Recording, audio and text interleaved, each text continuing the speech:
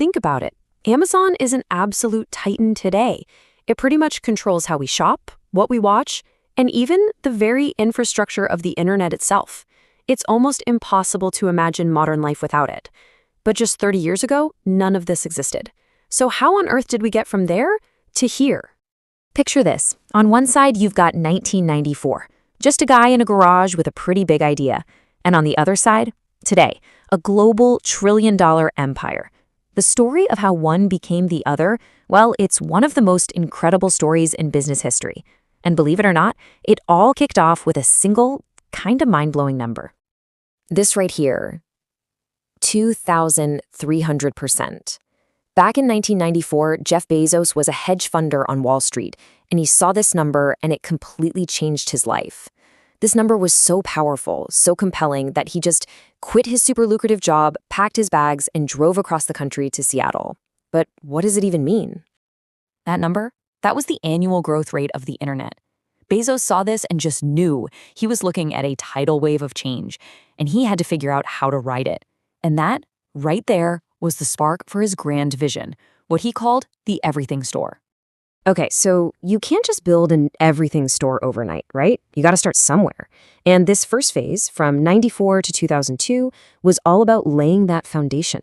And it required a very specific and honestly a very clever starting point. So he needed what's called a beachhead product. Think of it like this. It's the first soldier to hit the beach in an invasion.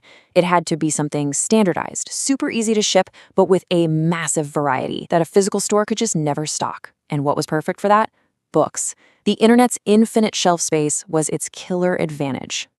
And this really gets to the core strategy right from day one. Get big, fast. Bezos famously told his early investors, hey, don't expect any profits. And you might wonder, why? Well, it's because every single dollar was being poured right back into building the company's infrastructure. We're talking warehouses, technology, just pure scale. Growth was literally everything. But just as Amazon was really starting to build momentum, the entire digital world faced what was basically an extinction-level event. Yeah, the dot-com bubble was about to burst, and Amazon was standing right in the blast radius. So in the year 2000, Amazon's stock price just collapsed. It fell by over 90%. You had Wall Street analysts and critics gleefully calling it Amazon.toast. Seriously, they were convinced the dream was dead. But they were missing something crucial.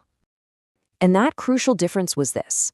While all these other dot-coms were basically built on pure digital hype and wishful thinking, Amazon had built something real. It had actual physical warehouses, a sophisticated logistics network. It had substance. So when that bubble finally burst, Amazon was one of the few left standing, while its competitors just vanished into thin air. Okay, so having survived the crash, Bezos was finally ready to unleash his master plan. It was this idea so powerful, he apparently first sketched it out on a napkin. And this little napkin sketch would become the engine for the next decade of just explosive growth. He called it the Flywheel. The concept is actually pretty simple, but it's incredibly powerful. It's a self-reinforcing loop where each part just feeds the next. Think of a really heavy wheel. It's super hard to get it moving at first, but once it starts spinning, it builds this unstoppable momentum. So here's how it works in practice. You start with lower prices. Okay, simple enough. That brings in more customers. And having more customers, well, that attracts more third-party sellers to your platform. And all those new sellers mean a way better selection of products, which creates more competition, and that drives prices even lower. See, the wheel just spins faster and faster. Now, to get that flywheel spinning, Amazon adopted a pretty ruthless philosophy, and it's captured perfectly in this famous Bezos quote.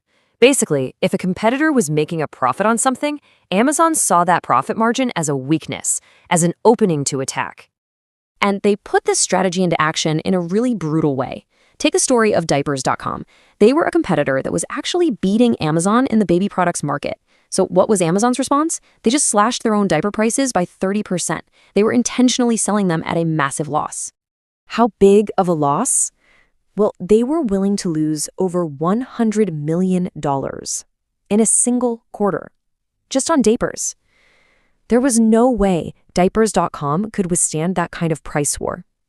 They were completely bled dry, and in the end, they were forced to sell themselves, to Amazon. But all of this, the price wars, the massive spending on warehouses, it really begs a question. If the retail side of the business runs on such razor-thin margins, where does Amazon get all the money to fund everything? Well, the answer is a kind of happy accident that honestly ended up changing the world. So to run its own massive website, Amazon had to build an absolutely incredible amount of internal computing infrastructure. But then they realized, hey, most of the time, all this immense power is just sitting there idle. So they had this brilliant idea. What if we just rent out our excess capacity to other companies? And that became Amazon Web Services, or AWS. And the result is, well, it's staggering. It's not the retail store. It's AWS that generates the vast majority of Amazon's profits. It is the cash cow that funds the entire empire, everything from Prime Video to AI research. So now we're entering the modern era, and this era is powered by what is maybe the most brilliant business invention of the 21st century. It's a tool designed not just to attract customers, but to lock them in forever. Amazon Prime. I mean, economically, free 2-day shipping seemed insane at first, right?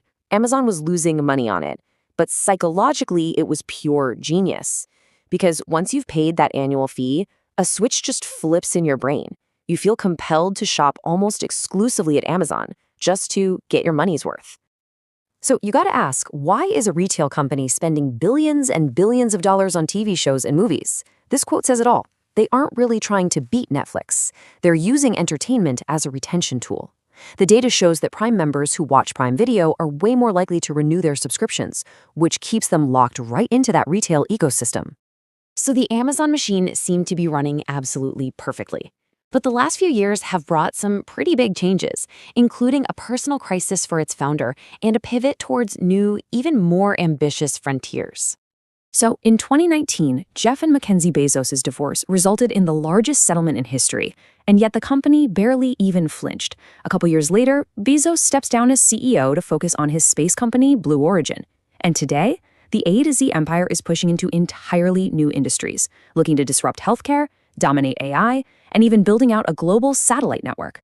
So, from a garage bookseller to an A to Z behemoth, Amazon's story is really a masterclass in long-term vision and just relentless execution. It proved that if you obsess over the customer and build the infrastructure when no one else will, you can become truly unstoppable, which really just leaves one final question for all of us to think about.